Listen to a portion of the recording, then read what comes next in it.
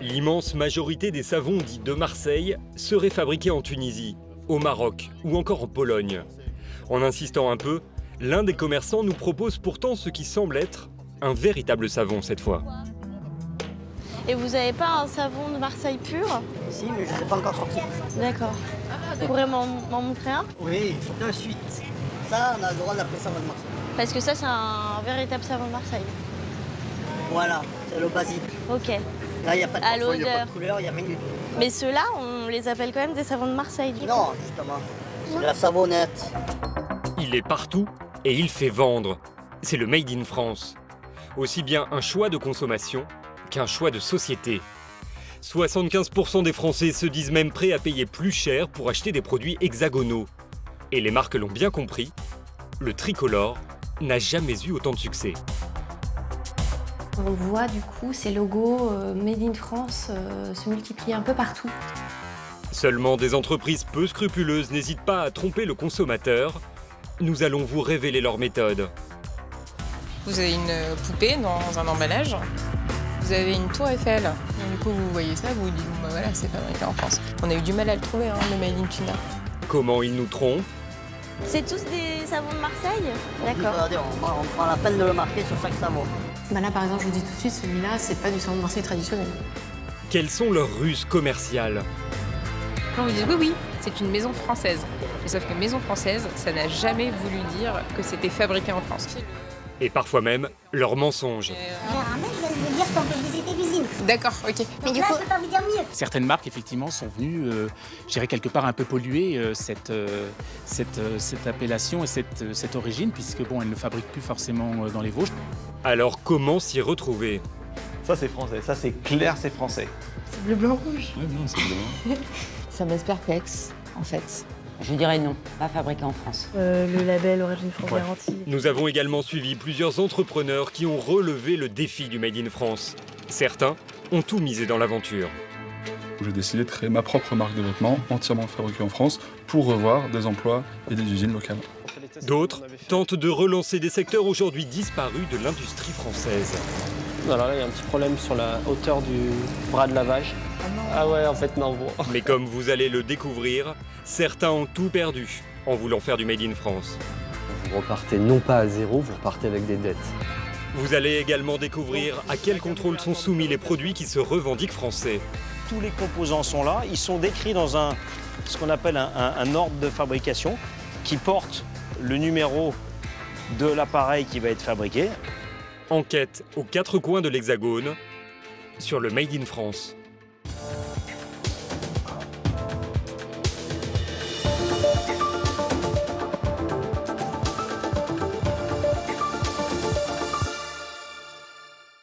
Fabriqué en France ou conçu en France, les appellations ne manquent pas pour mettre en avant le savoir-faire tricolore.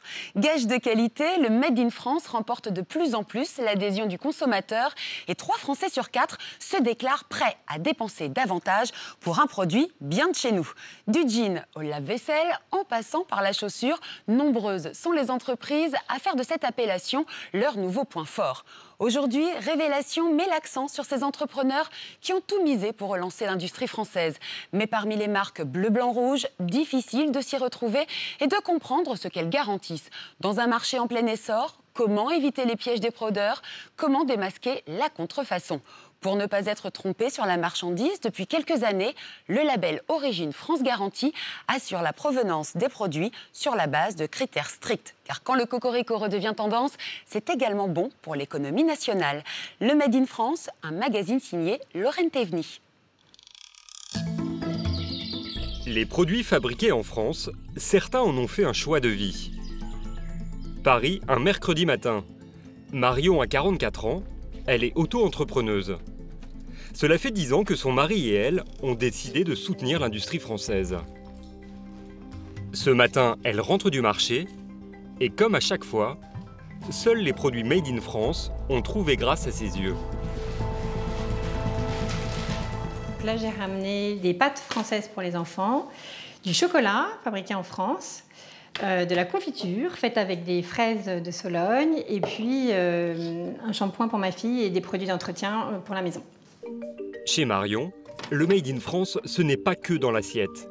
Elle pousse cette pratique à l'ensemble de sa maison. Dans la cuisine, donc tous les caissons, les plans de travail, le lave-vaisselle, les plaques à induction, le four. On a nos petits robots ménagers qui sont français également. Le réfrigérateur, pas du tout, parce qu'il est très très vieux et puis qu'en plus on ne fait pas de réfrigérateur en France. Toutes les portes, toutes les fenêtres sont faites en France avec du bois français. Dans le salon, on a également des fauteuils, canapés, tout est français. Même les rideaux, j'ai fait les rideaux avec du tissu fabriqué en France. On n'a pas trouvé d'ordinateur français, donc ça c'est vraiment une entorse qu'on s'accorde. Et ce mode de vie vient d'une réelle prise de conscience. Vous voyez toutes les entreprises qui fermaient, donc on s'est dit qu'il fallait faire quelque chose pour essayer de sauvegarder les emplois et le savoir-faire français. Seulement, soutenir le Made in France n'a rien de simple. Pour rester fidèle à ses principes et consommer français et local, Marion a dû renoncer à certains produits. Il y a aussi des produits qu'on a arrêté de consommer par choix parce qu'on ne les trouvait pas en France. Donc on ne consomme plus de bananes, plus de noix de coco, plus de mangue, plus de fruits exotiques. Du tout. Mais surtout, consommer 100% français, cela a un coût. Consommer français, je pense que ça a à peu près un budget multiplié par 2. Que ce soit pour l'alimentation, même finalement pour le reste, tous les achats qu'on fait fabriqués en France pour la maison, l'habillement, je pense que globalement on a doublé notre budget pour la famille. Consommer français, cela coûte cher donc. Oui. Mais même lorsque vous pouvez y consacrer les ressources nécessaires, ce n'est pas toujours évident de respecter ces principes. Exemple, dans le dressing. J'ai moins de vêtements français que de vêtements qui sont fabriqués à l'étranger. Mais en fait, j'achète moins et je garde. Et je ressors, je réutilise. Mais voilà, j'ai quand même une dizaine de robes françaises. J'ai des vestes, j'ai des shorts, j'ai aussi des pantalons en soie, des petits basiques noirs. J'ai mon pantalon rouge. On peut s'habiller tous les deux intégralement français. On a même les sous-vêtements, les chaussettes. Marion n'est pas un cas isolé. En France, les consommateurs sont de plus en plus sensibles à l'origine des produits qu'ils consomment. Nathalie Damery est l'une des spécialistes du Made in France. Pour elle, cet engouement ne doit rien au hasard. Alors l'engouement pour le Made in France vient d'une prise de conscience qui est assez lente, mais qui commence à s'installer en tout cas dans l'esprit des consommateurs français, que lorsque l'on consomme quelque chose, lorsqu'on achète quelque chose, on achète aussi des conditions de production, des conditions sociales, de travail. Notre dernier observatoire montre que 65% des personnes sont très sensibles à l'origine géographique des produits. Ce chiffre ne cesse de progresser. Et pour l'instant, cet engouement fonctionne surtout chez les citadins.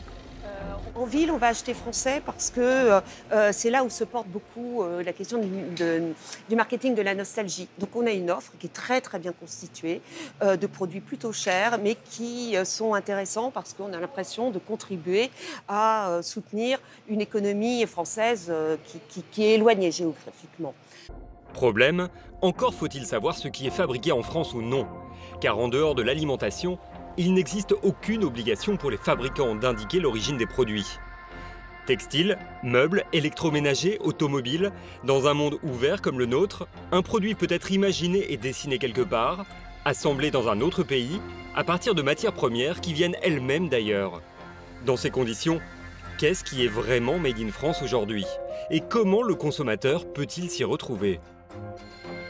Charles Huet est l'un des spécialistes du Made in France. Il a créé les guides du Made in Emploi, un livre et une application qui répertorie chaque marque en fonction de son impact sur le nombre d'emplois en France. C'est une cuisine 100% Made in France? Alors maximum, parce que tout, il y a malheureusement en matière d'électroménager beaucoup de manques, mais ce lave-vaisselle par exemple était fabriqué à La Roche-sur-Yon avant que le groupe Brandt ne ferme 2 de leurs 4 usines il y a quelques années. Pour Charles Huet, un produit Made in France, c'est donc avant tout des emplois. Eh ben, écoutez, pour les plaques sautères à induction par exemple, c'est plusieurs centaines de salariés dans le centre de la France. Tefal à Rumilly sur emploi 1800 salariés. L'Arbre Vert, c'est une centaine d'emplois du côté de Cavaillon, entre autres. Et puis, qu'est-ce qu'on va avoir d'autre par exemple, Pyrex, si on cherche du coup dans l'appli, ça va être près de 400 salariés du côté de Châteauroux. Donc voilà, derrière des produits froids et anonymes et intangibles, il y a des hommes et des femmes qui bossent dans ces usines, qui ont des familles et qui dépendent tout particulièrement du succès commercial de leur production. Le Made in France, c'est un produit qui est transformé, assemblé en France, avec plus de 50% de sa valeur ajoutée qui est d'origine française. C'est pas un label, c'est une mention douanière. C'est donc régi par le Code des douanes au niveau de l'Union européenne. Le problème, c'est que c'est facultatif d'apposition. Donc aujourd'hui, on n'est pas obligé, quand on est fabricant, de l'inscrire. C'est pour ça que sur le textile, il y a de plus en plus de produits sans étiquetage de l'origine. Autrement dit, pour qu'un produit soit made in France, il faut que plus de la moitié de sa valeur ait été fabriquée sur le territoire français. Et cela est vrai même pour une marque étrangère. L'un des premiers à avoir compris l'importance du Made in France, c'est un constructeur automobile japonais, installé à Valenciennes depuis 20 ans. Son attachement à l'Hexagone, il le fait savoir à grand renfort de publicité. Dans ce spot par exemple, les machines du constructeur jouent la Marseillaise.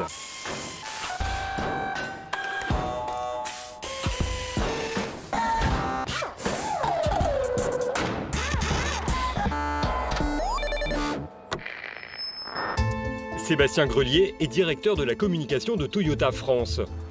Pour lui, fabriquer en France, même pour une marque étrangère, cela n'a rien de compliqué. Bonjour. On entend souvent en France que produire coûte plus cher, notamment par rapport au coût de la main-d'œuvre. Alors il est vrai qu'en France, le coût de la main-d'œuvre peut être un petit peu plus élevé que si on s'implantait dans d'autres pays de production. Mais aujourd'hui, grâce à la performance de l'usine, à son implantation géographique au cœur de son marché, c'est les deux éléments qui nous permettent de compenser clairement en matière de coût pour être compétitif sur le segment des citadines qui est le plus difficile et le plus concurrentiel qui soit en matière automobile. Et si ce constructeur a décidé il y a 20 ans déjà de faire le pari du Made in France, ce n'est pas par hasard. Plusieurs études montrent depuis quelques années que le critère d'origine du produit, donc la France pour ce qui concerne Yaris, est devenu l'une des 5 principales raisons d'achat de produits. Un choix marketing qui s'est révélé gagnant. Depuis 2001, plus de 3,5 millions de Yaris ont été produites dans cette usine, soit 1100 voitures par jour. En France, c'est la 4e voiture la plus vendue derrière la Clio, la 208 et la C3. Un pari gagné haut la main pour la marque qui a su faire oublier ses origines japonaises. Finalement, on voit que le Made in France, il peut être partout. Et je crois qu'il ne faut pas forcément se fier au nom de la marque, qui ne veut pas forcément dire une marque française est fabriquée en France et Made in France. Je crois qu'on en est la meilleure preuve. On est une marque japonaise, avec des racines fortes et on en est fiers. Mais on est aussi très fiers, grâce à cette Yaris ici à Valenciennes, d'être devenu quelque part une marque française parce que notre produit est réellement fabriqué ici en France. Des entreprises étrangères ont donc fait le choix de venir fabriquer en France. Alors que depuis des décennies, les entreprises françaises ont plutôt tendance à fuir à l'étranger afin de produire à bas coût. Mais grâce à la vogue du Made in France, des entrepreneurs se lancent dans l'aventure. Certains tentent même de relever des paris un peu fous.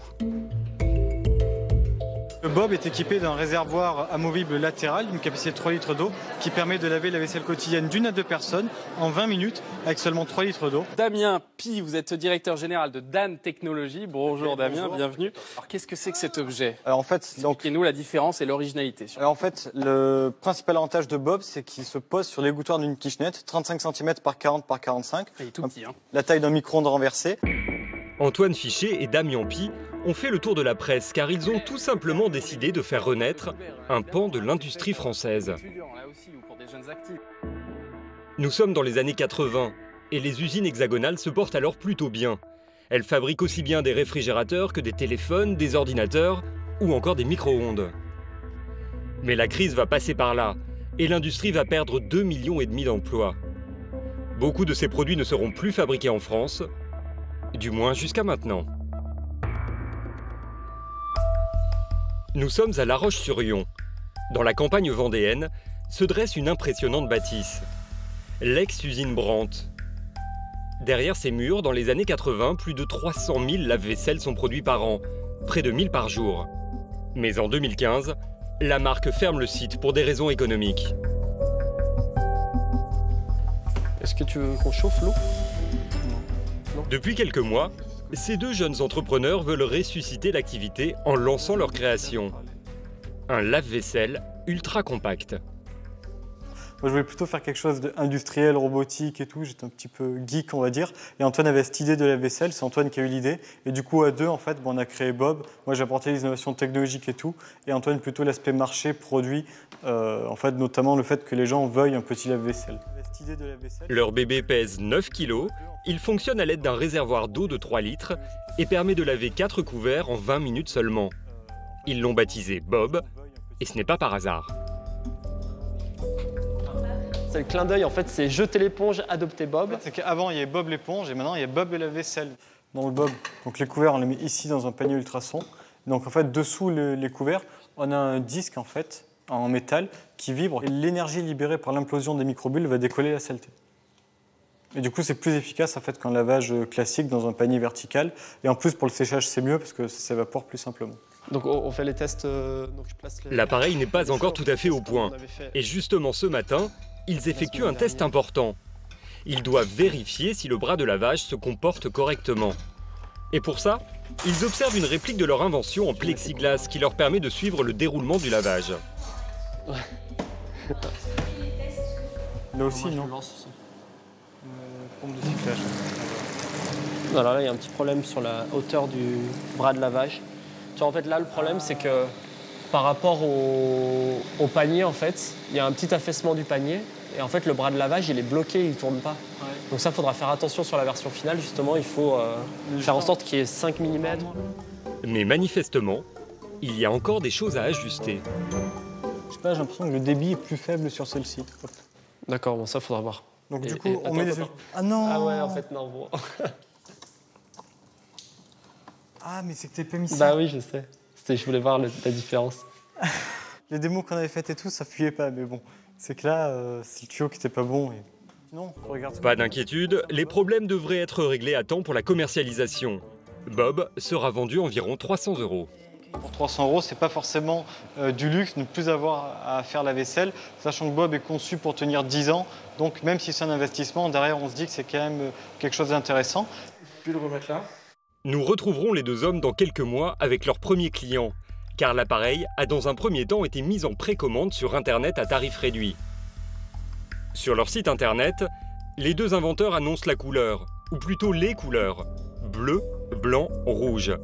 Mais si dans le cas de leur lave-vaisselle, l'origine française n'est plus à démontrer, certains décident de profiter de la tendance Made in France. Quelles sont les pratiques des marques qui décident de duper le consommateur pour gonfler leurs ventes? Puisque le Made in France fait vendre, il crée aussi des convoitises. Il a même donné naissance à un phénomène, appelé le French washing. Le franco-lavage en français. Cela consiste à laisser supposer qu'un produit est Made in France alors qu'il ne l'est pas. C'est ce que dénonce Foodwatch. Depuis plusieurs années, cette organisation de consommateurs alerte les pouvoirs publics sur le manque de transparence des industriels de l'agroalimentaire. Ingrid Kragel est directrice de l'information de Foodwatch. Nous lui avons apporté quelques produits qui revendiquent une origine française. Les fabricants ont bien compris qu'une majorité de consommateurs sont prêts à payer plus pour un produit qu'ils identifient comme français, même si le produit n'est pas tout à fait français. Et donc on voit du coup ces logos Made in France se multiplier un peu partout dans les rayons. Prenons cet exemple, on voit là en toutes lettres France, mis bien à l'avant de l'emballage. Donc spontanément, le consommateur va se tourner vers ce genre de produit. Mais quand on regarde les petits caractères, les tout petits que beaucoup de consommateurs ne prennent pas le temps de lire, on s'aperçoit que l'origine de la viande est UE, entre parenthèses, France-Espagne. Autrement dit, ce jambon a bel et bien été fabriqué en France, mais une partie de la viande qui a été utilisée pour son élaboration provient aussi d'Espagne. Ce produit qui est une marque distributeur, tarte aux framboises, là l'hexagone est largement dessiné. Sauf que quand on y regarde de plus près, dans la liste des ingrédients, on s'aperçoit que cette tarte, elle est fabriquée en France. Donc là, il n'y a pas de souci, elle a été fabriquée en France. Mais les framboises viennent de Serbie, d'Amérique du Sud et d'Union européenne. Donc c'est très très vaste. Au premier regard, tout laisse pourtant croire que ce sont bel et bien des produits français. Comme cette bouteille de vin qui utilise les codes du Bordelais et qui est vendue dans un rayon de vin français.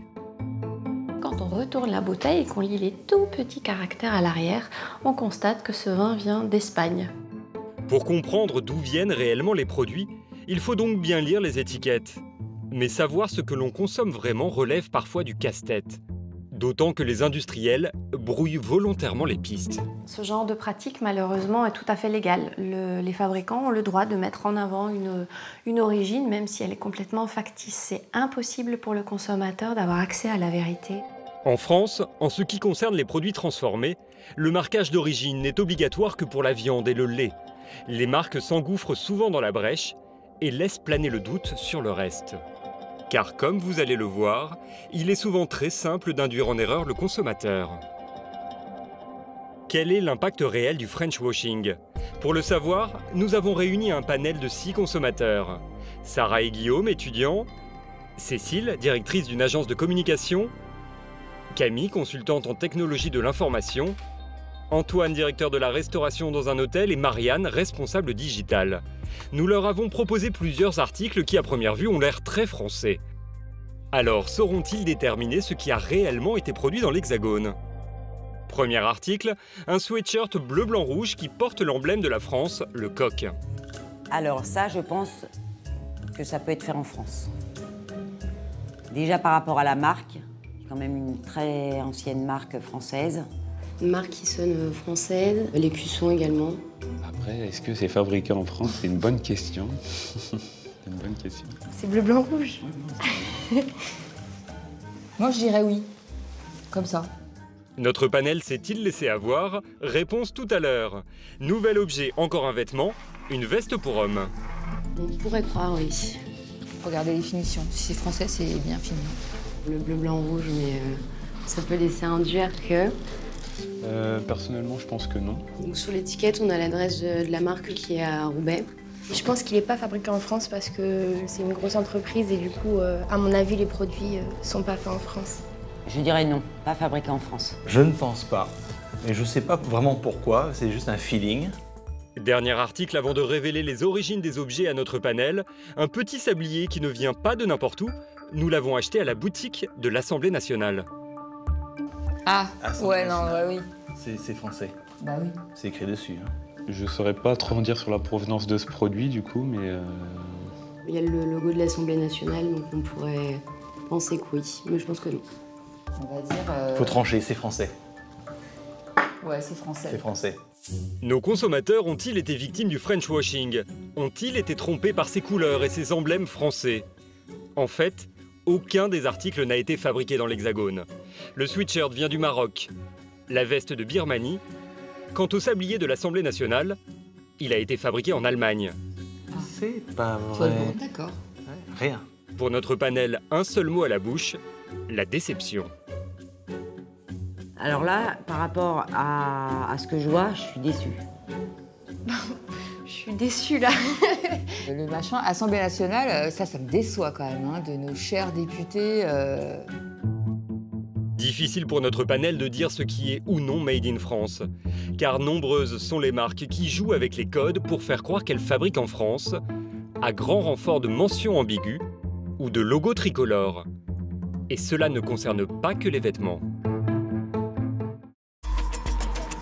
Rendez-vous à Paris. Amandine Hess est vice-présidente de la Fédération indépendante du Made in France. Autrement dit, c'est une spécialiste des produits tricolores. Elle fait même partie de ceux qui luttent contre cette pratique du French washing, même si elle préfère un autre terme. On préfère franco-lavage parce que quand on défend la fabrication française, autant le faire en français. On appose une tour Eiffel, on appose un drapeau bleu, blanc, rouge et ainsi de suite. On fait croire aux consommateurs que le produit a été fabriqué en France. Et en fait, alors que c'est totalement faux, évidemment en petites lettres derrière, ça sera marqué Made in China. Et donc là, on trompe clairement, oui, le consommateur. Et c'est répréhensible. Après cette explication théorique, place à la pratique dans un magasin de jouets. Pour passer pour des clients comme les autres, nous nous y rendons en caméra discrète.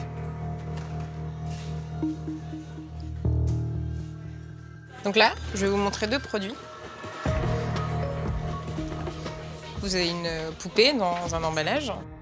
Vous avez une tour Eiffel. Donc, du coup, vous voyez ça, vous vous dites, bon, bah voilà, c'est fabriqué en France. Quand vous retournez ici et que vous voyez la taille de la police, on a eu du mal à le trouver, hein, le Made in China. Donc là, on a vraiment un problème. C'est-à-dire qu'en gros, le consommateur n'est pas informé de la même manière. Autre jouet, nouvelle technique, toujours aussi trompeuse pour le consommateur. Donc là, on a un petit logo. Association des créateurs fabricants de jouets français. Une adresse à Saumur, en France. Et ici, on a un petit Made in Madagascar. Mais avec un logo, avec du bleu, blanc, rouge, une carte de France et Association des créateurs fabricants de jouets français. Le logo est apposé en très gros. Le Made in Madagascar, en comparaison, est quand même relativement petit. La conception de ces jouets, c'est-à-dire leur dessin, a bien été réalisée en France. Mais l'intégralité de la fabrication est chinoise. Un autre secteur dans lequel les marques excellent dans l'art du French washing, c'est l'industrie du textile. Direction maintenant une célèbre enseigne française de prêt-à-porter pour enfants. Nous nous faisons passer pour des clients soucieux d'habiller nos petits en produits tricolores. Et d'emblée, le discours est un peu ambigu. Et du coup, tout est fait en France? Oui, la plupart ce qui n'est pas fait en France, en fait, c'est tout simplement par manque de place, on va dire. On a aussi des usines qui sont en Tunisie. Là, dans tout ce qui est maille, en fait, ça va être fabriqué en France. Pourtant, il suffit de prendre un article au hasard pour se rendre compte que les choses sont compliquées. Non, là, créé en France, fabriqué en Tunisie. Voilà, Tunisie. Là, du coup, donc ça, c'est de la maille pourtant? Ouais, mais en fait, la maille va être fabriquée en France. D'accord. Et après, ça va être monté en Tunisie, par exemple, dans nos usines. Et donc, ce qui est total Made in France, c'est pas écrit dessus. C'est dommage. La vendeuse semble un peu perdue. Et elle n'est pas aidée par les étiquettes qui affichent toute une drôle de mention « Service consommateur ». Ouais. Ce que vous disiez, c'est étiqueté service consommateur? Ouais. Ça veut dire quoi? À une certaine période, c'est la maille, plus de quotas en fait, on va dire.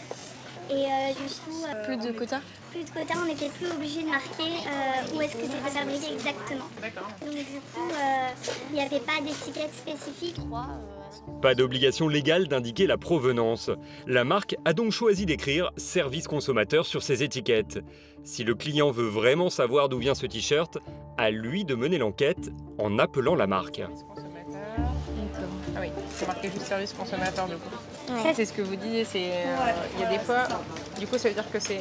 Donc ça veut dire que c'est fait à 3? Ouais, moi je pense, ouais. D'accord. Du coup quand c'est juste marqué le service consommateur, c'est bon alors, c'est ça? Ouais. Ok. Nous ressortons de ce magasin plus perplexes que jamais. Quand on demande aux vendeurs, ils ne connaissent pas leurs produits et ils ne connaissent pas du tout la notion de Made in France. Vous leur demandez si c'est fabriqué en France, les gens vous disent oui, c'est une maison française. Mais sauf que maison française, ça n'a jamais voulu dire que c'était fabriqué en France. Et dans l'esprit commun, les gens restent encore sur ces notions de la marque est française. Le problème, c'est qu'aujourd'hui, c'est pas parce qu'une marque est française qu'elle fabrique en France. Au contraire. En plus des consommateurs trompés, les autres victimes du French washing, ce sont bien sûr les entreprises. Des PME locales qui tentent de valoriser le savoir-faire et les fabrications du cru voient leur marché inondé de produits qui n'ont absolument rien de traditionnel ou de régional. Direction Salon de Provence dans le sud de la France. Derrière ces murs qui semblent figés dans le temps, se trouve l'une des 4 dernières savonneries de France. Julie Fabre est l'arrière-petite-fille du créateur. Elle a repris le flambeau de l'usine. C'est quand même une histoire de famille, puisque je suis tombée dans le chaudron quand j'étais petite, comme Obélix, puisqu'on a un grand-père était savonnier, et c'est lui qui a créé la savonnerie. Donc je suis avec ma sœur Marie, la 4e génération. La fabrication traditionnelle du savon suit toujours les mêmes recettes. Petite visite avec Jean-Pierre, le maître savonnier. Ici, tout est fabriqué sous sa surveillance, selon la méthode ancestrale transmise depuis 4 générations. Et à première vue, ça n'a rien de sexy. Ben là, je regarde l'ébullition, je surveille. C'est un travail de surveillance. Ça sert à quoi? Ben là, je vois s'il faut que je rajoute un peu d'eau ou pas pour la préparation. De toute façon, c'est ce que je vais faire. Je vais un peu rajouter d'eau. Je vais faire un petit lavage. La composition du véritable savon de Marseille est on ne peut plus simple. C'est les huiles végétales et la soude. Avec la chaleur, il va y avoir une réaction chimique et ça va former une pâte de savon. On appelle ça l'empâtage. Cet empâtage dure entre 10 et 15 jours. Le savon est ensuite versé dans ces grands bacs appelés des mises où il va sécher.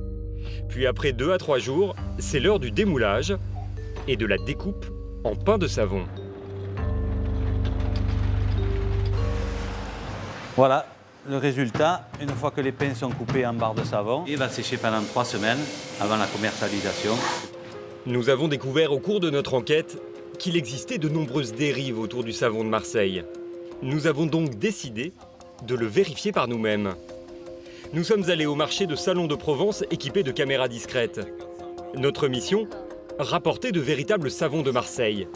Et comme vous allez le voir, l'opération va s'avérer beaucoup plus compliquée que prévu. Alors, bonjour monsieur. C'est tous des savons de Marseille? Des savons de Marseille parfumés. Ils sont fabriqués où? À Marseille. À Marseille même? Oui, bien sûr. D'accord. Regardez, on prend la peine de le marquer sur chaque savon. Nous passons au stand suivant et le vendeur semble encore moins sûr de lui. C'est du vrai savon de Marseille? Comment on le reconnaît? Je ne saurais pas trop vous le dire. C'est vrai? Je savais pas. Ben là, vous avez l'adresse, regardez. La Caplette, vous connaissez à Marseille? Non, non, je suis pas d'ici. Vous avez l'adresse du lieu de fabrication. Donc si c'est fabriqué à Marseille ou dans les alentours, c'est du savon de Marseille. Ah ben forcément. Puis non, ça respecte la recette traditionnelle du savon de Marseille. Et c'est quoi la recette traditionnelle? Alors je sais qu'il y a 72% d'huile d'olive, mais après je sais pas. C'est forcément de l'huile d'olive? Je sais pas. Vous savez pas? Je sais pas. Ok. L'immense majorité des savons dits de Marseille seraient fabriqués en Tunisie, au Maroc ou encore en Pologne. En insistant un peu, l'un des commerçants nous propose pourtant ce qui semble être un véritable savon cette fois. Et vous n'avez pas un savon de Marseille pur? Si, mais je ne l'ai pas encore sorti. D'accord. Vous pourrez m'en montrer un? Oui, de suite. Ça, on a le droit d'appeler savon de Marseille. Parce que ça, c'est un véritable savon de Marseille. Voilà, c'est le basique. Ok. Là, il n'y a pas de parfum, il n'y a pas de couleur, il n'y a rien du tout. Mais ceux-là, on les appelle quand même des savons de Marseille, du coup. Non, justement. C'est de la savonnette. Alors comment s'y retrouver parmi ces savons de toutes les couleurs et de tous les parfums, tous présentés comme de véritables savons de Marseille?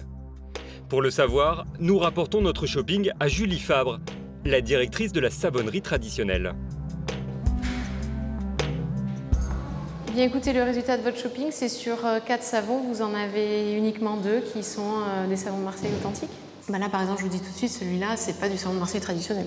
Puisque déjà, vous avez une indication qui est très claire, c'est la couleur, qui vous montre qu'on a rajouté des colorants et des parfums qui n'ont pas lieu d'être normalement dans le savon de Marseille traditionnel, puisque ça fait perdre ses caractéristiques intrinsèques. Un savon où il y a marqué savon de Marseille, rose, violet, bleu, etc., ben, déjà vous savez que c'est pas un traditionnel. Et aussi incroyable que cela puisse paraître, ces faux savons de Marseille n'ont absolument rien d'illégal. Dans cette histoire, rien n'est protégé, même le terme savon de Marseille. C'est pour ça que c'est aussi compliqué pour le consommateur de s'y reconnaître. Tous les autres termes ne sont pas protégés, donc fabriqué à l'ancienne, vous pouvez marquer ça alors que ce n'est pas fabriqué à l'ancienne. Vous pouvez marquer produit de qualité, 72% d'huile, 72% d'huile, c'est pas protégé non plus, donc il peut y avoir 50% d'huile et vous marquez 72% d'huile et personne ne vous dit rien. Il existe tout de même quelques indications permettant de savoir si un savon de Marseille est authentique ou non. Là, sur ces deux-là, je suis sûre qu'on est sur un savon de Marseille traditionnel parce que déjà, d'une part, je connais les savonneries qui le fabriquent, donc ça, c'est quand même un bon critère pour le consommateur, connaître les savonneries fabricantes. Ensuite, la couleur est naturelle, elle prend la couleur de l'huile végétale qui le compose. La liste d'ingrédients est très courte et il y a ce petit logo au dos qui est le logo de l'UPSM, de l'Union des professionnels du savon de Marseille, qui garantit aux consommateurs les 3 critères essentiels du savon de Marseille traditionnel. La composition, le procédé de fabrication à la marseillaise et surtout l'origine géographique. En règle générale, les savons de Marseille colorés ou parfumés sont donc des faux. Mais il n'y a pas que des produits traditionnels qui sont concurrencés par de faux produits made in France. Nombreuses sont les marques françaises qui jouent sur cette confusion.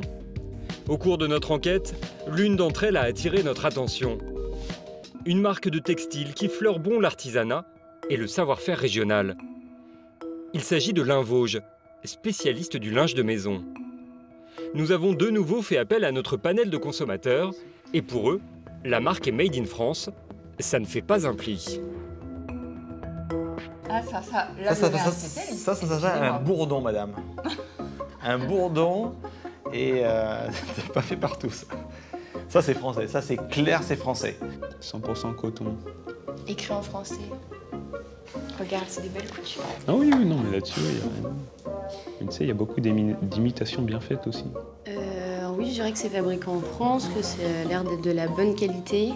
Non, moi aussi, je pense que là, pour le coup, je pense qu'on pourrait dire que c'est un produit français. Là. Et si personne ne peut l'affirmer avec certitude, c'est que rien sur l'étiquette ne permet de savoir où est fabriquée cette thé d'oreiller. En France, sur le linge non plus, la législation ne rend pas obligatoire le marquage d'origine des produits. Nous avons donc demandé à notre panel de chercher davantage d'informations sur le site internet de la marque. Linvauge, c'est la garantie d'une marque empreinte d'histoire qui continue chaque jour de conjuguer artisanat et modernité. Linvauge ne fait aucun compromis sur l'excellence de ses produits. On voit tout de suite une couturière derrière sa machine et on nous dit bah oui, c'est fait en France. Ça me paraît français quand même, franco-français même. Hein. Alors comment démêler le vrai du faux? Direction l'une des boutiques de la marque. Bonjour. Il y en a une quarantaine dans l'Hexagone. Quand je vous dis que je cherche du linge français, du coup c'est quelque chose auquel je tiens. Donc en fait, vous fabriquez où alors du coup? Dans les Vosges, vous pouvez même voir les personnes qui vous font les broderies, vous voyez tout là-bas. D'accord, ok. Mais ils font que les broderies ou tout est... Non, non, tout est fait là-bas. Tout est fait là-bas? Ok, d'accord. Et tous les modèles sont... En fait, peu importe ce que je prends, de toute façon, ça sera fait en France. Bah alors... Parce que ouais, moi je voulais un truc un peu... Des bêtises, il me semble que oui, vous pouvez voir avec ma responsable. Ouais. C'est juste que, oui, enfin, je vais vous demander. D'accord, bah, je vais avec vous du coup. La vendeuse n'est plus si sûre. Sa supérieure hiérarchique, elle, sera beaucoup plus claire. Moi, j'aimerais bien monter une maison d'hôtes où je voulais bien vérifier tout est fait en France. Du coup, je viens de vous dire qu'on peut visiter l'usine. D'accord, ok. Mais du coup, je peux pas vous dire mieux. Non. Mais du coup, ils font tout, pas juste la broderie. Non, la fabrication, c'est le linge. D'accord, ok. Tous les... c'est autre chose. D'accord. Et vous faites du coup... Et vous faites aussi les draps et aussi les serviettes que vous avez? Est-ce que vous voyez ici? D'accord. Ah oui, les serviettes sont là-bas, pardon. Ok, d'accord. Ah bah parfait, oui. Ah bah super, merci. Nous prenons la vendeuse au mot et nous décidons de nous rendre à Gérardmer, au cœur des Vosges, berceau de la fabrication du linge de maison. Nous avons bel et bien visité le site de production de Linvauge dans sa totalité, mais visiblement, nos questions sur la part de production purement française et l'éventualité d'une sous-traitance à l'étranger ont dérangé. Quelques jours plus tard, la direction de Linvauge nous a informé par courrier qu'elle ne nous autorisait plus à diffuser ces images. Après plusieurs échanges, la direction a finalement répondu à nos questions par courrier. Et contrairement à ce qu'on avait pu nous affirmer en boutique, non, tous les produits Linvauge ne sont pas fabriqués en France. Nous ne revendiquons pas le label Made in France, car nous réalisons une faible part de notre fabrication à Gérardmer en France. Comme l'explique la présidente, il faut distinguer deux choses, la fabrication et la création. En ce qui concerne la création, tous les produits Linvauge sont créés par nos équipes de développement et de style situées en France. Notre création est donc 100% française. Mais si la création est 100% française, c'est loin d'être le cas pour la fabrication des produits. Pour ce qui concerne les fabricants européens, Linvauge sous-traite la moitié de sa fabrication au Portugal. Les autres pays européens sont la France, l'Allemagne, l'Espagne, la Pologne et l'Italie. Et les produits viennent parfois de bien plus loin. 86% de la fabrication des articles Linvauge est sous-traitée à des fabricants européens. Nous sous-traitons 14% de notre fabrication en Inde et en Chine. Linvauge a donc choisi de ne fabriquer qu'en partie en France. Nous montrons ces images à Charles Huet, notre expert du Made in France. Qui sent bon l'artisanat et le savoir. Écrit en français. Créé en France. Après visionnage, il nous le confirme, ce cas de figure est très courant pour ce type de production. On voit toutes les techniques et subterfuges et éléments de langage qu'utilisent les marques pour faire croire que c'est Made in France. Une photo de couturière, de la tradition, de l'héritage, de la maison. Et c'est problématique puisqu'il y a tromperie en soi sur l'aspiration du consommateur, mais surtout pour ce consommateur qui voulait vraiment soutenir l'emploi à Gérard Armé. Et en fait, qu'il ne le fait pas en choisissant cette marque-là. De nombreuses marques jouent sur l'ambiguïté en mettant en avant leur création française, alors que la fabrication, elle, est réalisée tout ou en partie à l'étranger. Pourtant, pour Charles Huet, il y a pire encore. Ce qui est plus difficilement supportable, c'est les jeunes marques qui n'ont jamais fabriqué en France, mais qui, dans leur graphisme, leur nom, leurs sous-titres, leurs éléments de langage et de communication vont essayer de se rattacher à la France. Ça va être le cas de Fago, par exemple. Fago, ça veut dire français en chinois. Depuis le début, Fago, il fabrique des produits en Chine, mais c'est une entreprise avec un siège et de la création en France, mais aucun emploi industriel en France. Il y en a d'autres. Il y a Ami, par exemple, vendu dans les grands magasins, Galeries Lafayette, avec Ami en bleu, blanc, rouge, les 3 lettres. C'est de la bonne qualité, ils sont très potes avec le site français et tout ça machin. Ils fabriquent tout au Portugal et ailleurs. Alors, est-ce vraiment devenu impossible de fabriquer l'intégralité de sa production textile dans les Vosges? Pour répondre, nous reprenons la route, mais nous n'allons pas bien loin. À 1 km du site de l'Invosges, une autre usine qui, elle, nous ouvre ses portes. Blanc des Vosges. Jean-François Birac dirige cette entreprise qui est dans sa famille depuis 4 générations. Voilà, nous sommes dans l'atelier de confection. Donc ici, un peu plus de 60 personnes travaillent. Tout est absolument Made in Vosges, du fil, de la teinture, du tissage, de la fabrication bien entendu de la confection, du packaging et même jusqu'au stockage, puisque tous les produits que nous envoyons tout en France et bien entendu dans les 36 pays que nous couvrons, eh bien, ils sont envoyés d'ici, de Gérard Armé. Si le linge de maison français est aussi prisé en France qu'à l'étranger, c'est que sa confection est le fruit d'un héritage que cette société souhaite sauvegarder. Bonjour, vous êtes dans le Bourdon, très bien. Voilà, là on est vraiment sur le véritable savoir-faire de Blanc des Vosges. Ici, donc l'opératrice va mettre en place ce qu'on appelle un bourdon fin. Donc c'est une très fine broderie qui va orner la finition d'un drap, ici en satin. La personne n'a pas de guide, hein, c'est son savoir-faire aujourd'hui qui fait qu'elle va pouvoir positionner le bourdon directement en fin de drap. Fabriqués à la main, ces produits réellement Made in Vosges sont-ils compétitifs? Prenons l'exemple d'une thé d'oreiller classique. Chez Blanc des Vosges, elle est vendue 27 €. Chez son concurrent l'Invosges, qui sous-traite une partie de sa fabrication à l'étranger, le produit équivalent est vendu 26 €. De quoi agacer Jean-François Birac, dont les coûts de production sont plus importants. Certaines marques, effectivement, sont venues, je dirais, quelque part un peu polluer cette appellation et cette origine, puisque, bon, elles ne fabriquent plus forcément dans les Vosges. C'est un choix stratégique. C'est juste un tout petit peu dommage, effectivement, qu'il puisse y avoir de temps à autre, vis-à-vis du consommateur, des stratégies marketing qui soient pas tout à fait réalistes, pas tout à fait parlantes pour le consommateur. Et effectivement, il peut aujourd'hui tout à fait penser qu'il achète un produit réellement fabriqué dans les Vosges, alors que ça n'est pas le cas. Face à une concurrence qu'elles estiment déloyale, les marques qui fabriquent véritablement dans les Vosges ont décidé de riposter. Elles ont créé un label, Vosges Terre Textile. Cyrielle François est la responsable de ce label. Elle a aujourd'hui rendez-vous avec Jean-François Birac. Ce label est la toute première AOC, appellation d'origine contrôlée pour le textile. Et Cyrielle François la défend jalousement. Superbe. Donc ils sont recto verso. On est à Gérard Armé, ici, la capitale du linge de maison.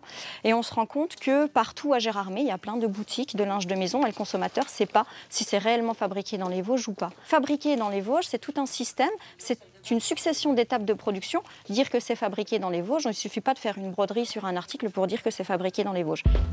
Ce label, créé en 2011, est apposé sur les vitrines des enseignes qui répondent à ces critères exigeants. Je vais faire comme ça. ces gondoles-là. Pour mériter le label Terre Textile, 75% des étapes de fabrication doivent être effectuées dans le département. Mais ce n'est pas tout.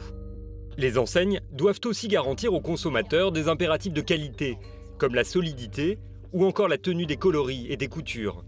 Une exigence de fabrication tenue par Blanc des Vosges. Le précieux logo de Vosges Terre Textile est visible sur 90% de ses produits.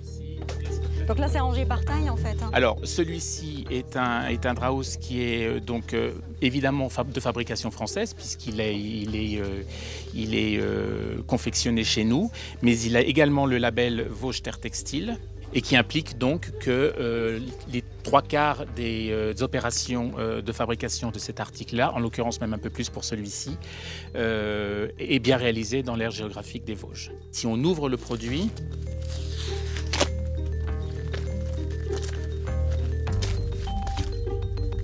on va déplier complètement le produit. Voilà, vous avez la fabrication. L'issue de la fabrication, donc fabriqué dans les Vosges, et l'appellation ici Made in France.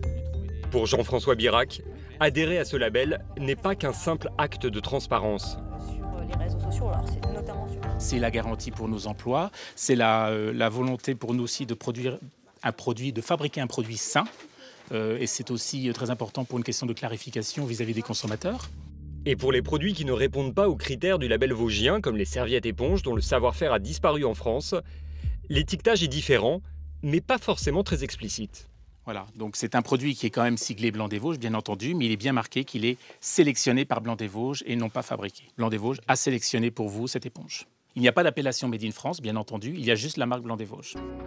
Une volonté de transparence qui répond à une attente des consommateurs. Aujourd'hui, 90% d'entre eux disent vouloir être informés de l'origine des produits qu'ils achètent. Le label le plus connu est considéré comme l'un des plus fiables, c'est Origine France Garantie. Face à la tendance du French washing et à la complexité des étiquettes, certains tentent de simplifier les choses. Alors, le label Origine France Garantie certifie l'origine française des produits selon 2 critères. Au moins 50% du prix de revient unitaire doit être acquis sur le territoire français et les caractéristiques essentielles du produit doivent être acquises sur le territoire français. Depuis sa création en 2010, ce label bénéficie d'un précieux soutien, celui d'Arnaud Montebourg, ancien ministre de l'Industrie et fervent défenseur du Made in France. Eh bien moi je veux saluer, rendre hommage à tous ces entrepreneurs qui ont décidé de produire en France. Parce que c'est comme ça qu'on va remonter l'économie française. Il y en a pour 10 ans, mais 10 ans, il y a eu 10 ans pour détruire, il faut 10 ans pour remonter. Et je voudrais, moi je pense que tous ces producteurs que vous êtes, tous les partisans de ce Made in France, vous êtes soutenus par la population française et par les consommateurs du reste du monde. On adore nos produits. Tous ceux qui exportent le savent, disent « Ah, le Made in France, l'origine France, c'est formidable ». Au-delà du discours politique, le label Origine France Garantie apporte une vraie valeur ajoutée aux entreprises. Aliette Ducrest, chef de groupe dans l'entreprise DOP, en est convaincue. Le Made in France, c'est devenu quelque chose de très tendance. Tout le monde s'y met. Mais déjà, nous, on y est depuis toujours. Depuis 1934, je le répète. Et le label Origine France Garantie, il prouve qu'en fait, on ne fait pas que produire en France, on se source en France aussi. Nos fournisseurs sont français, on travaille avec eux depuis des années. Et en fait, c'est un gage de crédibilité qui rajoute de la confiance avec nos consommateurs, ce qui fait partie des atouts numéro 1 quand on est une marque de consommation. En 8 ans, 2000 gammes de produits ont été labellisés, soit 600 entreprises françaises. Mais comment être sûr que ces entreprises produisent réellement en France? Le label a pensé à tout.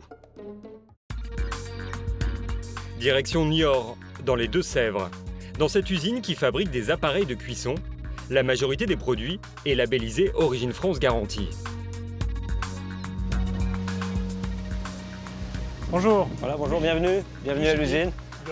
Ce matin, Laurent Collat, le PDG, reçoit la visite de Louis Gibier, qui travaille pour la société de contrôle du label Origine France Garantie. Une fois par an, il vient vérifier que tout est bien produit selon les exigences du label.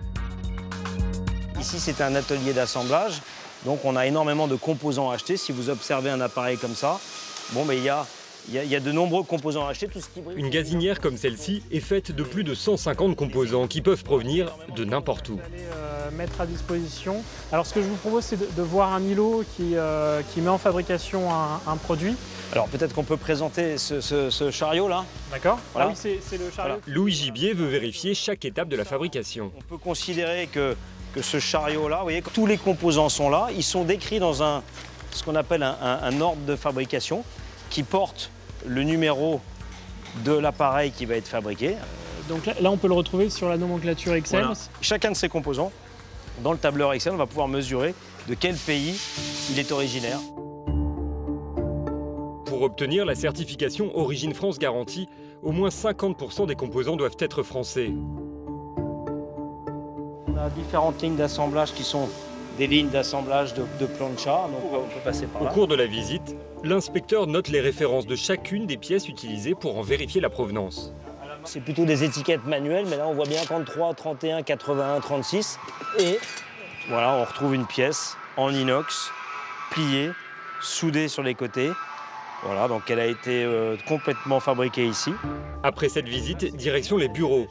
Louis Gibier va pousser ses investigations dans les documents administratifs de Laurent Collat. Là encore, la rigueur est de mise et les exigences élevées.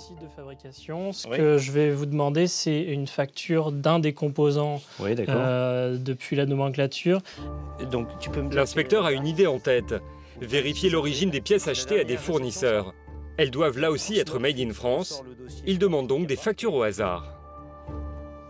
Je vous ai fait la photocopie donc à la fois du bordereau de livraison. D'accord.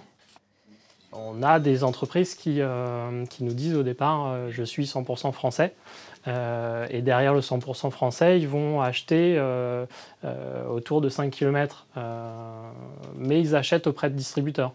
Et pour nous, un distributeur n'est pas un apporteur de parts françaises. Il faut que ça soit un site fabricant français. Facture. Après vérification, tout est en ordre. Les fournisseurs de Laurent sont bien français. Il obtiendra donc cette année encore le précieux label. Voilà, dans une demi-journée normale d'audit, on a fait un certain nombre de contrôles. Nous, entreprises, PME françaises, de pouvoir se raccrocher à ce label, c'est quelque chose de très important. Et ce label, c'est un peu une locomotive pour nous, auquel on peut se raccrocher tous, avec nos plus ou moins grands wagons. Et quand on a bon espoir que les consommateurs français le connaissent. Et manifestement, c'est le cas, puisque chaque année, ce label permet à Laurent Collat de booster son chiffre d'affaires de près de 10% sur les produits étiquetés Origine France Garantie. Mais faudrait-il aller encore plus loin ?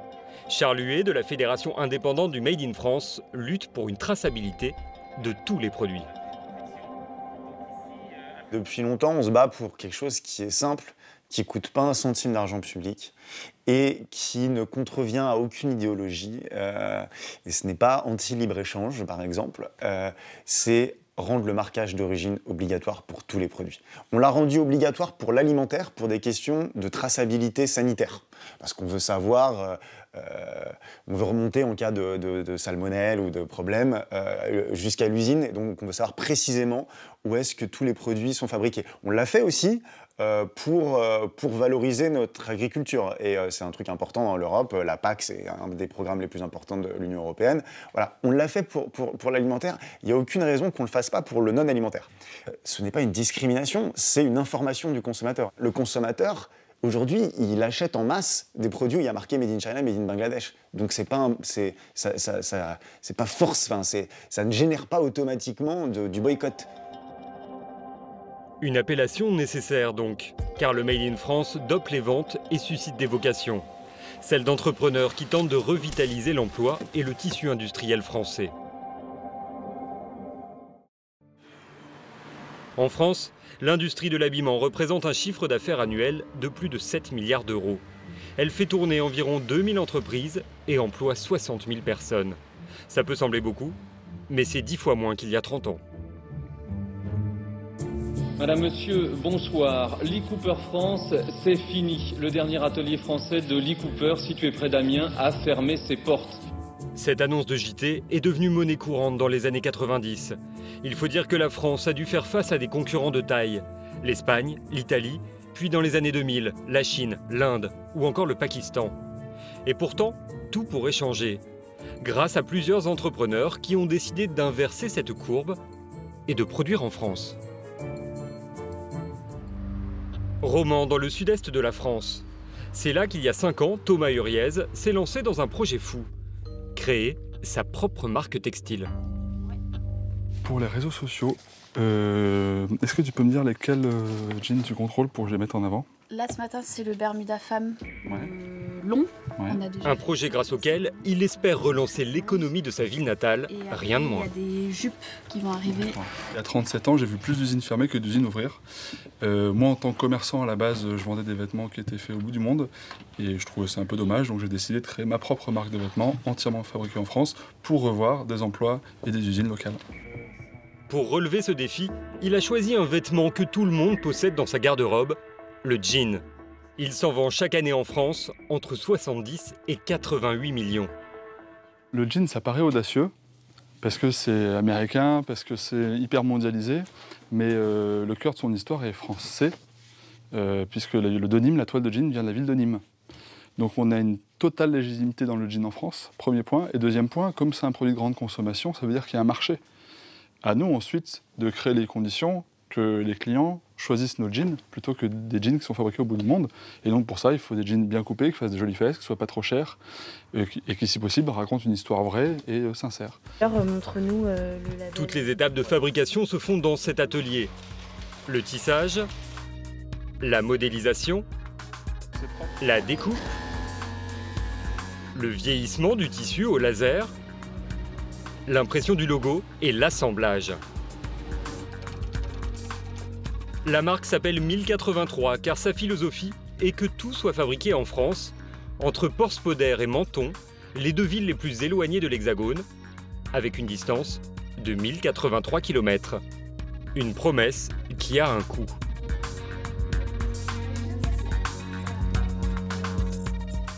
Fabriquer un jean en France, c'est plus cher que de le fabriquer en Chine ou au Bangladesh, évidemment, mais on compense ce prix de fabrication qui est beaucoup plus cher, 2, 3, 4 fois plus cher qu'en Chine, par une distribution beaucoup plus proche, beaucoup plus simple.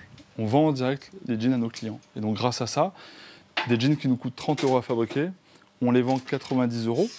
Cette marge nous permet de financer toute la relocalisation qu'on a mis en place. C'est 3 fois moins de marge que celle qu'ont nos concurrents, les grandes marques américaines, qui vendent des jeans au même prix que nous, mais qui les achètent entre 8 et 10 €.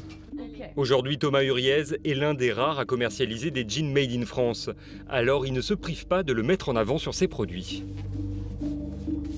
On a un jean ici qui est dessiné en France, filé en France, teint en France, tissé en France, confectionné en France, qui a passé l'étape du contrôle qualité aussi, puisque normalement on doit retrouver une étiquette qui indique que le jean a été contrôlé ici par Paul.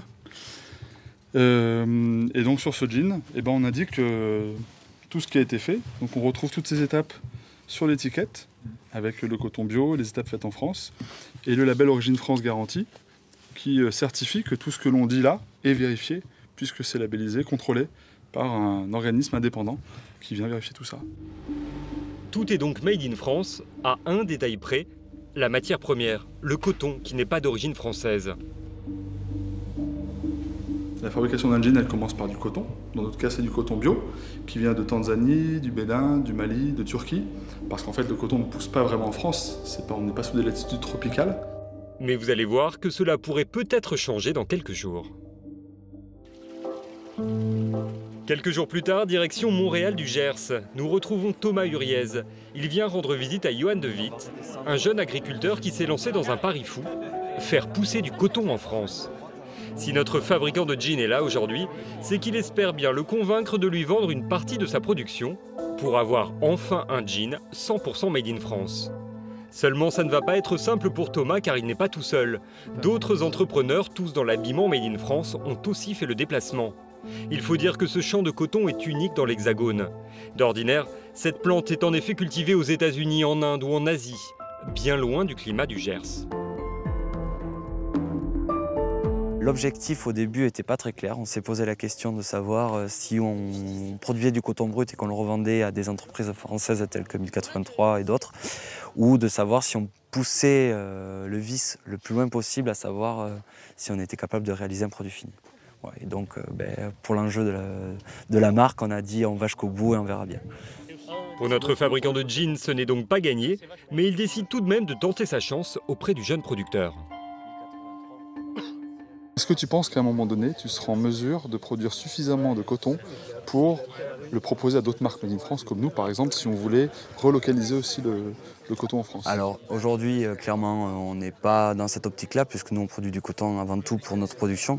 Aujourd'hui, on sort des quantités tellement faibles qu'on en a déjà à peine assez pour nous. Alors qui sait, peut-être dans 5-6 ans, quand on aura une maîtrise parfaite de la plante ici en France, pourquoi pas. Aujourd'hui, on préfère dire qu'on ne le fera pas. Ouais. Parce qu'on peut pas, et que ça demande énormément de contraintes et énormément de superficie cotonnière.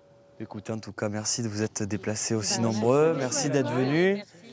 C'est un peu la douche froide pour Thomas. Ces jeans en coton 100% français, ce n'est pas pour demain. Heureusement, ce n'est pas ça qui va freiner son prochain projet. Retour à Romans. Aujourd'hui, Thomas a rendez-vous avec ses employés. C'est un jour important pour eux, car il va leur faire découvrir leur futur lieu de travail. Voilà, bienvenue dans l'usine. Bon, aujourd'hui vous voyez l'état dans lequel c'est. La vue de demain, ce sera celle-ci. Donc en fait, les travaux vont consister à rénover tout l'extérieur. Depuis 2007, ce bâtiment est à l'abandon, il a été squatté, un peu brûlé.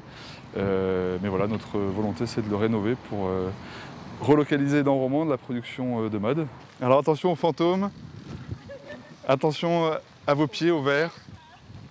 Si aujourd'hui Thomas n'est pas peu fier de présenter ce projet à ses salariés, c'est que le bâtiment qu'il réhabilite est historique.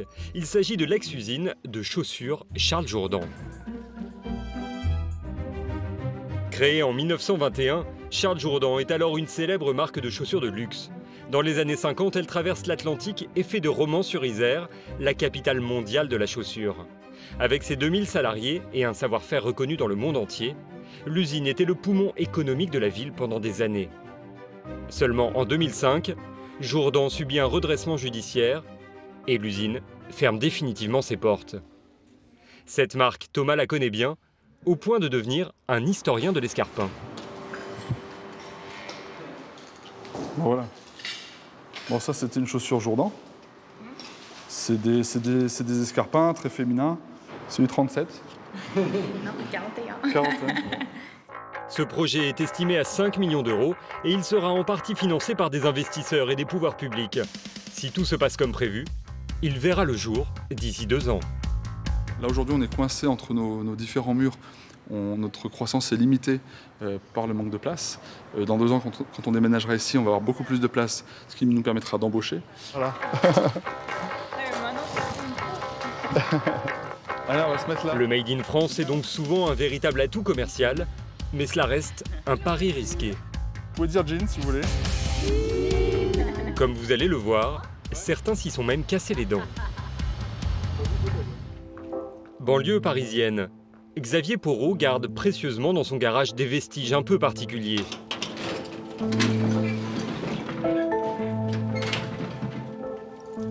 Ces cartons, c'est tout ce qu'il reste de l'entreprise de chaussures qu'il a fondée en 2009, le Soulier Français. On avait une salle de collection dans laquelle on exposait tous nos prototypes. Alors là, dans les cartons, ça n'a pas l'air de grand-chose, mais quand c'était dans notre salle vitrée, etc., ça avait de la gueule. À l'époque, Xavier Porot avait tout misé sur le Made in France. Ah, ça, c'était un produit que j'adorais. Bon, là, le nœud est... C'était une gamme de chaussures moins chères que l'on faisait et qui essayait de proposer des produits plus accessibles. On restait sur des tarifs élevés, mais accessibles pour du Made in France. On était sur des paires à 100, 120, 130 euros, avec une belle fabrication, tout fait en France, intégralement. Alors tiens, ça c'est amusant. C'est une bottine, c'était la première collection qu'on a faite, qui a été développée en 2009. À l'époque, lorsque son entreprise voit le jour, à défaut de trouver un atelier en France, il est alors obligé de faire fabriquer ses chaussures en Espagne. Mais en 2014, Xavier rachète 2 grandes manufactures françaises qui viennent de faire faillite. Il conserve les machines et les employés. Ces chaussures montent en gamme et sont vendues en moyenne 450 € la paire. Malgré ce prix très élevé, son carnet de commandes ne désemplit pas. Les 3 dernières années, on a multiplié notre chiffre d'affaires par 20. On a grandi très fortement, on a fait beaucoup de levées de fonds, on a pu accompagner la croissance de notre société. Mais les coûts de fonctionnement restent élevés et l'entreprise de Xavier est endettée. Alors le jour où l'un de ses plus gros clients n'honore pas l'une de ses commandes, son entreprise, à court de trésorerie, fait faillite. L'histoire s'est terminée en 6 mois. En fait, vous passez d'une période très faste, avec énormément de perspectives, où vous êtes extrêmement prisé, où tout le monde vous encense pour ce que vous faites, parce que c'est vrai que je l'assume, c'est quand même courageux ce qu'on a fait, je crois. Et en fait, en l'espace de 6 mois, vous passez dans un autre monde.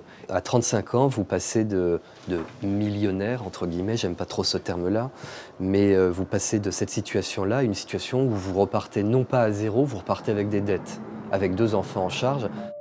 Aujourd'hui, Xavier Porot s'est reconverti dans le conseil aux sociétés. S'il envisage de réentreprendre, il n'est pas sûr de refaire du Made in France. C'est vrai que c'est un pari très très risqué, le Made in France, parce que les gens qui sont aujourd'hui des acteurs du Made in France sont quand même des pionniers, avec tout ce que ça implique. Pour que le Made in France fonctionne, il y a beaucoup d'étapes à passer encore. Et je pense que les gens qui sont dans le succès aujourd'hui sont bien souvent des gens qui ont une marque qui fonctionne extrêmement bien. Ils ont un véritable talent pour le marketing et pour faire parler de la cause qu'ils défendent. Parce que le Made in France, ça coûte. Le Made in France est encore cher. Il faut pouvoir justifier d'un savoir-faire, d'une compétence, d'une innovation. La douloureuse aventure de Xavier Porot est la preuve que fabriquer en France peut encore coûter cher et s'avérer parfois hasardeux. Surtout dans des domaines aussi concurrentiels que l'habillement. Heureusement pour d'autres entrepreneurs, les choses semblent beaucoup mieux se passer. 6 mois après notre première rencontre, nous retrouvons Damien et Antoine à Paris. Souvenez-vous, il s'agit des créateurs de Bob, le lave-vaisselle 100% français. Ils ont perfectionné leur prototype et aujourd'hui n'est pas un jour comme les autres. Bon, c'était bien passé là. Aujourd'hui, on vient voir Félix, qui est un des premiers acheteurs de Bob. Il l'a commandé le 8 octobre. Et l'idée, en fait, c'est voir pourquoi il l'a acheté, comment il va l'utiliser et voir si le produit est parfaitement adapté à ses attentes. Ah, tu peux. B19. En quelques mois, Damien et Antoine ont déjà reçu plus de 5600 précommandes. Félix sera l'un des tout premiers à le recevoir. Alors, allons voir Félix. Bonjour. Salut. Damien de Tech, enchanté. Bonjour Salut, Félix, Antoine. Bah, désolé. Bon, là, je peux pas voici le Bob. Voici Bob. Voilà. Bienvenue Antoine. Bah ouais, merci. Merci beaucoup de nous recevoir. Allez-y ici, ouais, bien sûr. On se tutoie peut-être, ce sera peut-être mieux. Ah non bah avec plaisir, Ouais. Au salon, c'est elle qui m'avait dit justement. Félix est la cible parfaite. Citadin actif, la vingtaine, installé en couple depuis peu, dans un petit espace parisien. Ah ouais, c'est ça, c'est un proto, comme on te l'a expliqué du coup par mail. Ouais. Mais ouais. L'idée c'était de voir un petit peu dans ta cuisine comment ça s'insérait, voir si tu avais des suggestions sur l'emplacement, comment ça se branche. Super beau. Ah ouais, c'est vrai. Outre l'aspect technologique, je pense que Bob, c'est un certain engagement sur plein de choses, pas que sur l'aspect écologique. Encore une fois de plus, d'aider des jeunes startups à se lancer. Vraiment, enfin, tout ce qui est Made in France, c'est quand même bien de promouvoir ça, quoi. Bon, ça fait chaud au cœur, hein, c'est cool. Hein. Les 2 jeunes entrepreneurs sont les seuls à s'être lancés dans le gros électroménager depuis 2016. Voilà. À terme, pour nos volumes de production, on créera au moins une 40aine d'emplois dédiés essentiellement à la fabrication et à la gestion logistique. Donc ça, c'est que les emplois purement sur la chaîne de logistique, comme l'a dit Damien. Et après, derrière, c'est les emplois que nous, on va créer en termes de marketing, commercialisation, support, comptabilité. Enfin, en fait, après, tu fais travailler beaucoup de gens. Et puis même, là, on ne parle pas aussi des sous-traitants. Il y a pas mal de pièces qui viennent aussi de France. Donc en fait, on fait travailler d'autres usines qui vont employer elles aussi des gens. Un cercle vertueux pour relancer l'emploi. Tout cela grâce au plus petit lave-vaisselle du monde. C'est un peu comme un ordinateur, c'est vraiment la même prise que sur l'iMac, l'iMac du lave-vaisselle. On peut peut-être le tester dans ma cuisine. Voilà, c'est ça, donc tu peux le prendre et essaye de le placer justement. Hop, voilà. Gentiment, c'est assez léger. Hop. Alors, est-ce que ça rentre? Moi, je pensais de toute manière le mettre là, au niveau. Ah ouais, voilà, ok. Bon, bah de toute façon, c'est ce qu'on avait imaginé. Nickel. Ok, super. Ah, est-ce qu'on peut mettre des trucs dessus? C'est ça que je me posais comme oui. question. Normalement, il n'y a pas de problème. Alors, en fait, Bob est fabriqué à 70% en France. Donc, l'essentiel des pièces, en fait, est fabriqué à La Roche-sur-Yon. Donc, typiquement, je prends ça. Voilà. Le panier, ça Ouais. c'est français. Ça, c'est Made in fait en France. France. C'est ça, ouais. Le bras de lavage, c'est Made in France. En fait, toute la grosse plasturgie Made in France. L'électronique est assemblée en France. Et après, voilà, certaines pièces comme les pompes ou quoi, où il n'y a plus de fabricants français, elles viennent d'autres pays, comme par exemple l'Italie ou l'Allemagne. En fait, quand on prend en compte tous les coûts, produire en France, ça coûte 10% plus cher. Donc, c'est pas excessif. Et nous, l'idée, en fait, c'est que c'est un coût, quand on prend en compte des aspects environnementaux, qu'on pense que les gens sont prêts à payer. Typiquement, il n'y a pas toute la pollution faite par les porte-conteneurs. Toutes les pièces sont fabriquées localement, en Pays de la Loire et plus précisément à La Roche-sur-Yon. Donc en fait, on limite grâce à ça beaucoup la pollution. Et en fait, on pense que c'est quelque chose d'assez important auquel les gens sont sensibles. Ouais. Alors après, voilà, c'est selon toi, qu'est-ce que tu en penses? Parce qu'en fait, bon, ça c'est notre vision. On a rencontré beaucoup de gens et c'est aussi ce qui nous a conforté de faire du Made in France. Parce qu'en fait, on a quand même fait une étude. Et si tout le monde nous avait dit, ouais, j'en ai rien à faire, voilà, moi c'est le moins cher, le plus important, là on aurait peut-être. Enfin, c'est un peu compliqué, quoi. Si c'est produit en France, si tout est fait en France et que c'est robuste et que oui, ça me dérange pas de mettre un peu plus d'argent dessus. Ok. D'autant plus si je sais que c'est écolo, que ça fait bosser des gens en France, bah oui, fois 1000 quoi, je signe. Ouais. Ah, c'est génial. Tous les lave-vaisselle précommandés devront être livrés en l'espace de quelques mois. Ensuite, les deux inventeurs espèrent en exporter 100 000 par an dans toute l'Europe. Un véritable défi qu'ils ne sont pas les seuls à relever. Et notamment dans ce qui devient depuis quelques années une spécialité française. Ouais, c'est ça. En fait, il y a toujours une corrélation. La France est devenue en quelques années l'un des pays en pointe sur l'innovation technologique. La preuve en mai 2018 au parc des expositions de la Porte de Versailles à Paris. Des milliers de visiteurs rassemblés avec un seul mot à la bouche, high-tech. L'enjeu est de taille, à la hauteur des convives présents. Mark Zuckerberg, le créateur de Facebook, mais également Virginia Rometty, la patronne d'IBM, ou encore Satya Nadella, le PDG de Microsoft. C'est fantastique d'être aujourd'hui à Paris et d'être à Vivatech. Robots, intelligence artificielle, véhicules autonomes, réalité virtuelle ou augmentée. Durant 3 jours, Vivatech accueille près de 100 000 visiteurs et plus de 8 000 startups, toutes spécialisées dans les nouvelles technologies. Sorry, you can use my tablet to answer. What can I do for you? 1 second, please. I'm loading information. 125 pays sont représentés, mais c'est la France qui se distingue particulièrement avec 60% des exposants, à tel point que même son VRP le plus célèbre a fait le déplacement. Merci d'avoir choisi la France. Merci de rendre la France forte chaque jour par votre énergie entrepreneuriale, votre force, votre volonté de faire, votre caractère qui fait que même quand un genou est à terre, il y a toujours une jambe qui continue à marcher. Ne lâchez rien. Au total, 4800 entrepreneurs français sont présents. Parmi eux, Grégoire Dercéville, ingénieur du Limousin qui présente Alice, un robot semi-humanoïde. Nous sommes Cybroid, une start-up qui a 6 ans, qui est de Limoges, fabrique des robots humanoïdes et semi-humanoïdes de service. Et Alice, justement, c'est un robot collaboratif de service. Frédéric Bress présente lui une invention révolutionnaire 100% fabriquée en France.